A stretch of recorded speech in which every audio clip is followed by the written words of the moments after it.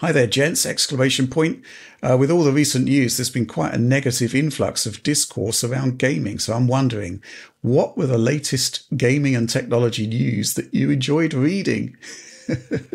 Oliver.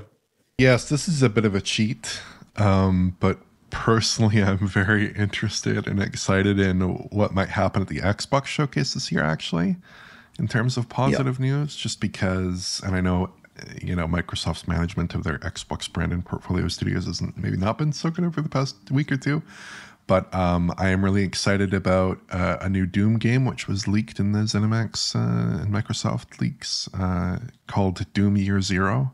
I'm very excited to see if they debut that. I love Doom 2016 and Doom Eternal, so I'm really excited for a new Doom game if they do debut one. I'm just really looking forward to that. Also, Gears of War, if they show off new Gears of War, really excited to see that. And in general, I just think that kind of weirdly and paradoxically, Microsoft at the midpoint of this generation actually has a lot of really exciting software coming up.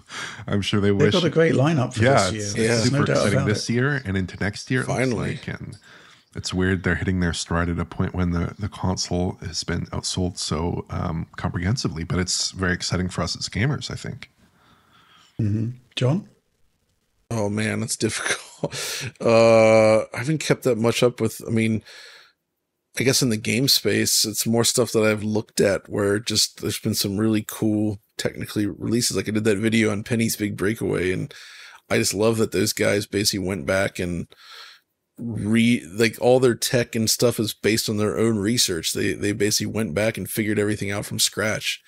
They solved problems that had been solved problems before, but in a new way, and they did it their own way. They used a programming language that had never been shipped in a game before.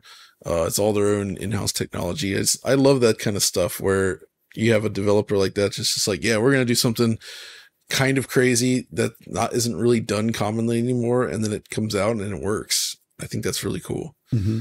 Those types of stories excite me.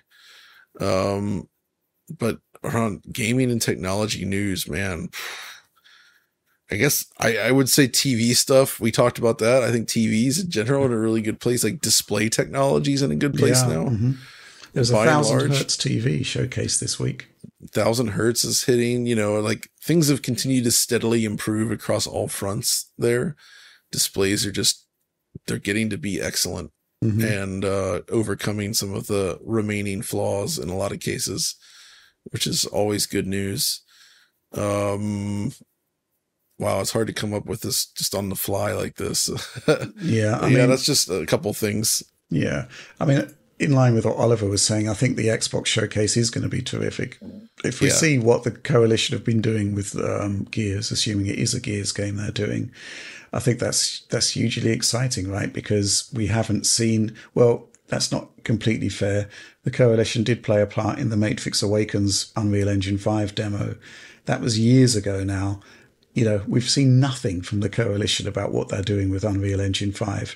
And bearing in mind what they did with Unreal Engine 4, there's leaks that we're going to be seeing what they're doing at the Xbox showcase. If so, I'm massively excited to see it. Similarly, with what Oliver said earlier, Doom, a new iteration of id Tech specifically designed for the new generation of consoles. That's hugely exciting. The ARM stuff with Windows, I'm sure there's a big story going on there, which, we haven't quite got the grip of yet. We don't understand the full implications of it. There's a lot of rumors going around that it's going to be a big deal. Not especially great news for Intel if that is the case, but man, I just want to see what's going on there. What is the game plan? There's so much going on that, PS5 Pro, that was hugely exciting when we learned about that news.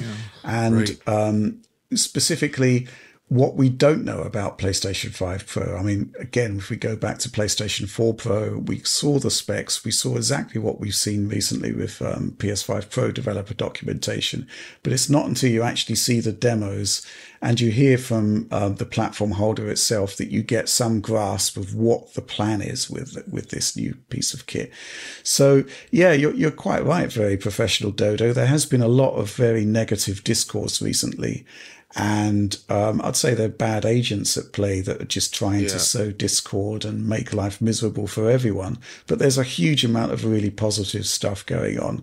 And I'm sure it's going to play out as we go further into this year and result in some really interesting stuff. And that's kind of why I'm still in this game after so many years, because you never quite know what's around the corner. And when it does come, it's usually really, really exciting. So yeah, plenty to look forward to, I'd say.